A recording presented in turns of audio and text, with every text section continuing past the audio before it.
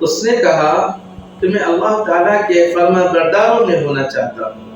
آپ صلی اللہ علیہ وسلم نے فرمایا فرائض ادا کیا کر اللہ کے فرما برداروں میں ہو جاؤ گے۔ یعنی اللہ تبارک و تعالیٰ کے جو فرائض ہیں جیسے کہ نماز، روزہ، زکوٰۃ، حج، اس کی ادائیگی کیا کرو، اللہ کے فرما برداروں میں شامل ہو جاؤ گے۔ اس نے کہا کہ میں اللہ تعالیٰ سے گناہوں سے پاک ہو کر ملنا چاہتا ہوں، میں اللہ تعالیٰ سے گناہوں سے پاک ہو کر ملنا چاہتا ہوں۔ آپ صلی اللہ علیہ وسلم نے فرمایا بعد از جنابت غسل کر لیا کر اللہ تعالیٰ سے پاک ہو کر ملو گے۔ یعنی کوئی شخص بیوی کے ساتھ ہم بستری کرتا ہے، اسے چاہیے کہ فوراً غسل کر لینا چاہیے، یا اسی طرح ناپاکی ہو جائے تو اسے ہمیشہ پاک و صاف رہنا چاہیے۔ پھر فرمایا اس نے کہا کہ میں چاہتا ہوں قیامت کے دن نور سے اٹھوں، میں چاہتا ہوں قیامت کے دن نور سے اٹھوں۔ آپ صلی اللہ علیہ وسلم نے فرمایا اپنے اوپر اور کسی اور کے اوپر بھی ظلم نہ کیا کر، تو قیامت کے دن نور سے اٹھے گا۔ یعنی اپنے نفس پر بھی ظلم نہیں کرنا ہے اور دوسروں پر بھی اپنے اعتبار سے، اپنے ہاتھ سے اور اپنی زبان سے ظلم نہیں کرنا ہے۔ اس نے کہا کہ اللہ تبارک و تعالیٰ میرے اوپر قیامت کے دن رحم کر دے۔ آپ صلی اللہ علیہ وسلم نے فرمایا اپنے اوپر بھی رحم کر اور اللہ تبارک و تعالیٰ کے بندوں پر بھی رحم کر، اللہ تبارک و تعالیٰ تیرے اوپر قیامت کے دن رحم فرمائیں گے۔ اس نے کہا کہ میرے گناہ کم ہو جائے۔ آپ صلی اللہ علیہ وسلم نے فرمایا استغفار کی کثرت کیا کر، تیرے گناہ کم ہو جائیں گے۔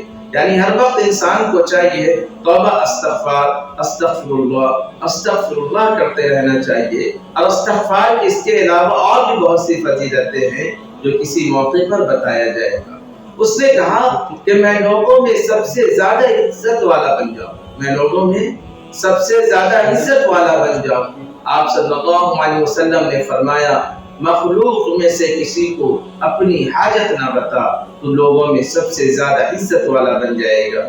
یعنی لوگوں کو اپنی ضروریات نہ بتایا کر، اپنی پریشانی نہ بتایا کر، اپنی مصیبتیں نہ بتایا کر، اللہ تبارک و تعالیٰ سے بتاؤ، اللہ ہی دور کرنے والا ہے۔ لوگوں سے بتاؤ گے وہ تمہیں ذلیل بھی کرے گا، رسوا بھی کرے گا، اور اس کا کوئی فائدہ نہیں ہوگا۔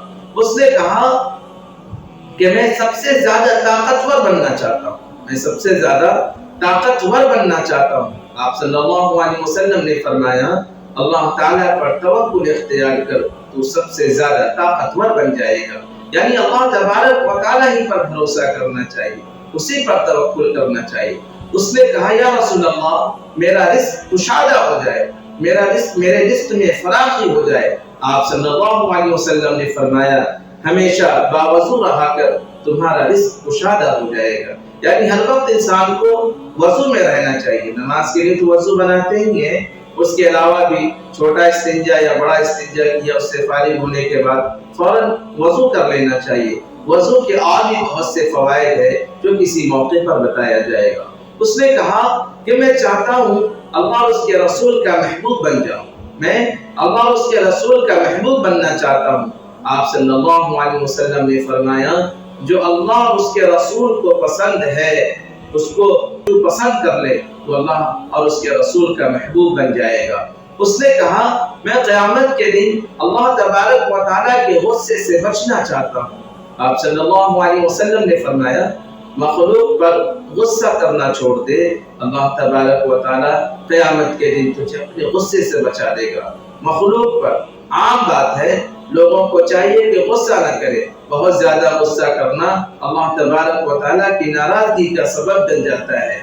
اس نے کہا کہ میں چاہتا ہوں میری دعائیں قبول ہوں۔ آپ صلی اللہ علیہ وسلم نے فرمایا حرام کھانا چھوڑ دے تیری دعائیں قبول ہوں۔